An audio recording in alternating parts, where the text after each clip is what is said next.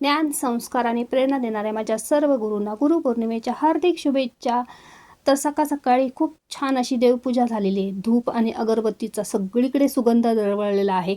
घरात सगळीकडे अगदी पॉझिटिव्ह वातावरण निर्माण झालेलं आहे. म्हटलं आज गुरुपौर्णिमा, काहीतरी गोडाधोडाचं बनवूया. तर लहानांपासून मोठ्यांपर्यंत सगळे आपले गुरु असतात. तुम्ही सुद्धा माझे गुरु आहात, कारण तुम्ही सुद्धा खूप छान छान असे कमेंट करता, खूप छान छान अशी मला माहिती देतात. त्यामुळे तुम्हाला सुद्धा गुरुपौर्णिमेच्या खूप खूप शुभेच्छा. तर चला आज आपण कॅरेमलची बासुंदी करणार आहोत. तर इथे 1 वाटी मी साखर घेतली, त्याच्यात 2 चमचे पाणी घालून कॅरेमल तयार करून घेतलं. पुन्हा त्याच्यामध्ये मी अर्धा लिटर दूध घातलेलं आहे. दूध इकडे उकळेपर्यंत मी 10-12 काजू, 3 चमचा मिल्क पावडर, थोडंसं दूध घालून मिक्सरला फिरवून घेतलं. पुन्हा ती पेस्ट दुधामध्ये घालून घेतलेली. 1 चमचा मी वेलची पूड घातली आणि मस्त असं 7 ते 8 मिनटं बासुंदी शिजवून घेतलेली आहे. ही बासुंदी आत्ताच बघा किती दाटसर झालेली आहे आणि थंड झाली की ती अजून दाटसर होते. ह्या पद्धतीने नक्की तुम्ही बासुंदी बनवून बघा. आणि तुम्ही गुरुपौर्णिमेनिमित्त घरात कोणता पदार्थ बनवणार किंवा कोणता गोडाचा पदार्थ बनवणार आहात हे सुद्धा मला कमेंट करून सांगायला विसरू नका.